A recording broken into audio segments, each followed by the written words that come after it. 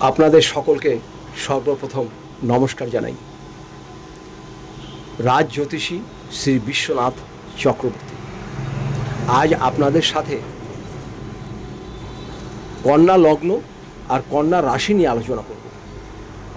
কন্যা লগ্ন, কন্যা রাশি নিয়ে আলোচনা করব।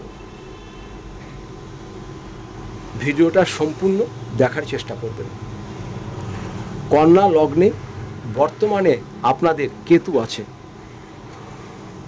আর সপ্তম স্থানে রাহু আছে, শনি আছে, শুক্র আছে। এক্ষেত্রে আপনাদের বর্তমান সময় কেমন যেতে পারে? প্রথমত, আপনাদের শত্রুরা খুব বিরক্ত করবে, শত্রুরা আপনাদের পিছনে উঠে পড়ে লাগবে। আর সপ্তম স্থানে রাহু এবং শনি আছে। এক্ষেত্রে আপনাদের বিবাহিত জীবন কিন্তু একটু সমস্যার সৃষ্টি হতে পারে। এরা পুরুষদের জন্য হতে পারে, মহিলাদের জন্য হতে পারে। সেই জন্য আপনাদের বলবো, বিবাহিত জীবনটা যেন সঠিকভাবে চলে সেদিকটা অবশ্যই লক্ষ্য রাখবেন। মাথা গরম করবেন না। আমি মেয়েদেরও বলবো, মাথা একদম গরম করবেন না। পুরুষদেরও বলবো, মাথা একদম গরম করবেন না। একটু মাথা গরম করাতেই সংসারটা যেন টলমল না হয়ে যায়। বর্তমানে বৃষে কন্যা লগ্নের নবম স্থানে বৃহস্পতি আছে, আর একাদশ স্থানে আপনাদের মঙ্গল আছে। একাদশ স্থানে মঙ্গল আছে। আপনাদের এই সব জিনিসগুলো বেশি হতে শুরু করবে বৈশাখ মাসের শেষ থেকে। বৈশাখ মাসের শেষ সপ্তাহ থেকে এই জিনিসগুলো আপনাদের মধ্যে আসতে পারে। সেক্ষেত্রে আপনারা কিভাবে চলবেন? একটু ধীরস্থিরভাবে চলবেন।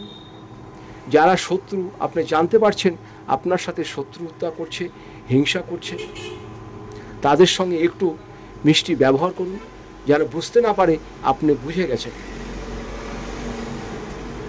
আর স্বামী স্ত্রীর মধ্যে মিল রাখার চেষ্টা করবেন। এটা আপনাদের আমি অনুরোধ করে বলছি। যদি আপনাদের জীবনে খুব সমস্যা আসে, তাহলে আপনারা আমার নিচের নাম্বারে যোগাযোগ করতে পারেন। আপনারা কি করবেন?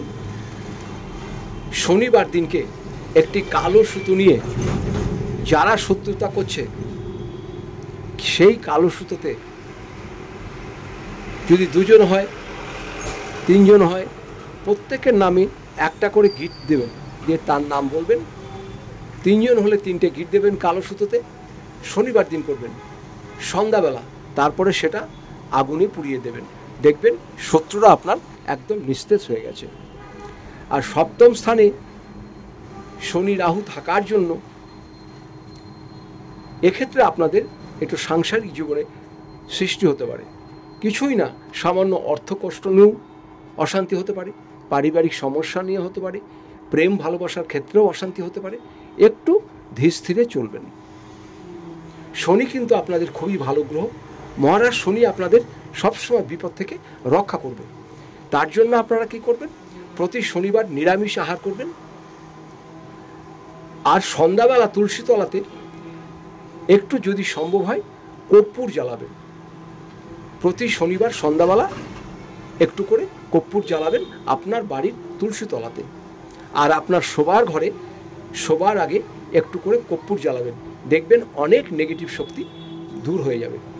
এরপরে যদি মনে হয় আরও কিছু জানবেন, আমার নিচের নাম্বারে আমার সাথে যোগাযোগ করবেন। আপনারা যেন ভালো থাকেন, আমি সেই চেষ্টাই করব। সবাই ভালো থাকুন, সুস্থ থাকুন। আপনাদের সকলকে আমি নমস্কার জানাই।